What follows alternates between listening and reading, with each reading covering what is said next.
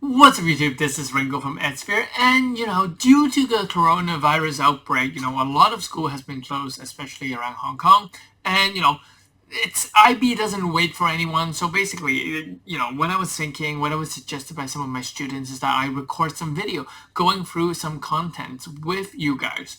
And hopefully, some of these video I plan to place on YouTube, which is free access, while others are paid access. Same old, same old. It would mainly be of content. So most likely I'm going to focus on geography first. I'll talk about different contents of different maybe 5-10 minutes video, talking about the contents of a specific idea, and then maybe give you guys some examples and possibly ideas of case study. And that's pretty much it. And then for exam technique and everything else on revision and stuff, you guys can find me for tuition. That's totally fine. If I have the time, that's the if. But this is some of these video will be free access, so hopefully that will benefit some of the students out there who are not looking for a tutor and just want to clarify on some lighter topics. So the first thing that I want to go over today is the changing population. This is in the core section. So we have population, climate change, and resource consumption in the core section of our paper 2. So yeah, when I teach my students, I always open up a what do you call it, a syllabus statement, so that we are sure that we're not going to miss out anything.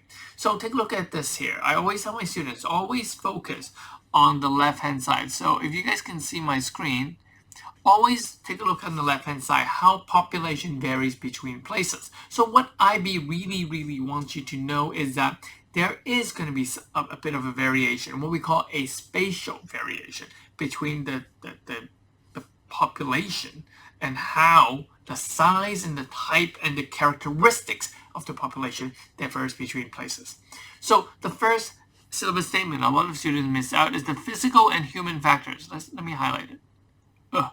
Couldn't highlight it. The physical and human factors affecting population distribution. So we first need to understand that there are 3 different types of country we use: LIC, HIC, and NIC. LIC is the low income country, and a lot of people, if you take ESS, you know that LIC translate kind of to LEDC, less economically developed country. But IB in this new syllabus like to use the word LIC. HIC is high income country, or translate into your MEDCs. Whereas NIC is your newly industrialized countries, such as your BRICS, your Brazil, China, Russia, India, South Africa, and which one am I missing? BRIC, Russia? Did I say Russia? I think I did. Anyway, Brazil, India, Russia, Brazil, India, Russia, China. Yeah, I did say it. Let's see. Yeah, China. Okay. Anyway, I'm pretty sure I got it all covered.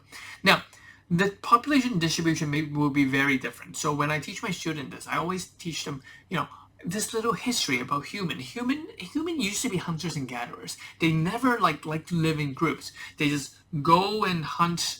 The man went to hunt, the woman went to gather berries, and that's how they live. It was not until later on when they first started to do agriculture. When agriculture takes place, they can now live together. One person can provide enough food for, let's say, for example, 5 people, 10 people. Now you free up the other 4 or other 9 people to do other stuff. Now that's where LIC comes from. Low income countries, remember, they focus mainly on primary industry. So where do you think the population will be distributed? They farm, so they're gonna like what kind of land? Think, guys. They're gonna like flat lands. They're gonna like close to rivers. They're gonna like warmer climates. They're gonna like fertile soil. These are the physical factors that affects population distribution in LIC. So low income countries will more likely be affected by the physical factors of it.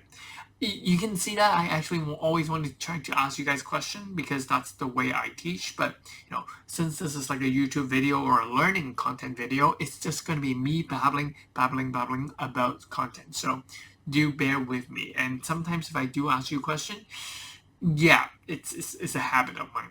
Now, the second thing is that if you think about it, as the city develops, what happens next? When we move from a poor country to a middle income, or what we call nearly industrialized country, think about China, think about China in the mid 2000s. What happened? Well, a lot of farmers started to move into urban areas. What are these urban areas called? These are called special economic zone. If you don't know that, go look it up. SEZ. There are 5 main SEZ back then in China, and Shenzhen was one major one. So you guys can take a look at why SEZ attracts so many people. That could be a lesson for another time. But where are these SEC located? They're usually located near the coast. This is for the convenience of transportation, shipping of things, right? So remember, in a manufacturing sector, what kind of things do you need? If you need to manufacture, you need to ship things in, ship things out very quickly. What do you need to ship in? You need to be able to ship in raw materials. What do you need to ship out? You need to ship out the commodities.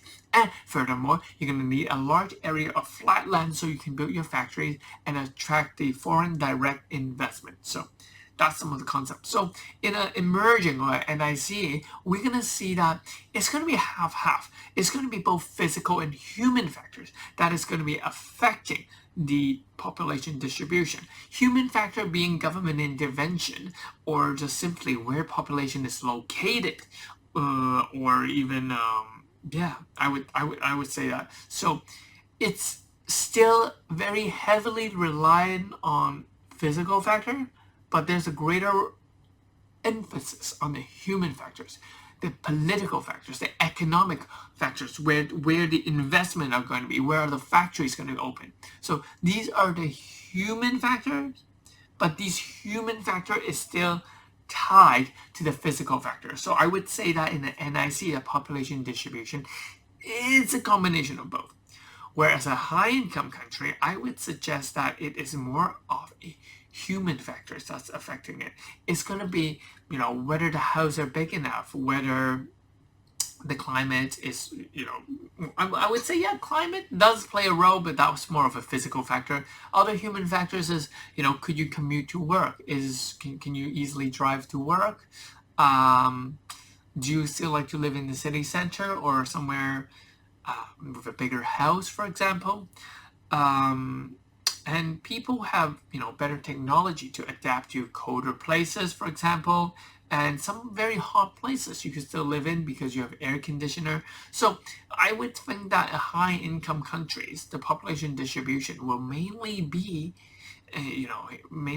human factors. Whether you choose to live in a nicer neighborhood, whether you choose to live in a neighborhood that has very good school, very good hospitals, very good parks, green space, all these sort of stuff. So I would suggest that, high-income country, the main population distribution will more be affected by human factors.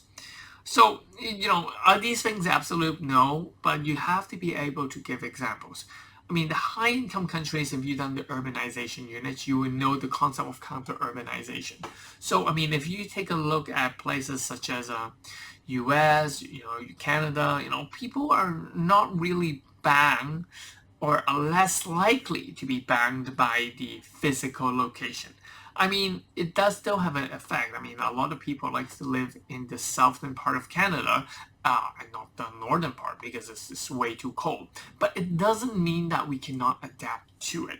So that's the thing. I think that in a low-income country, it would be more affected than a high-income country.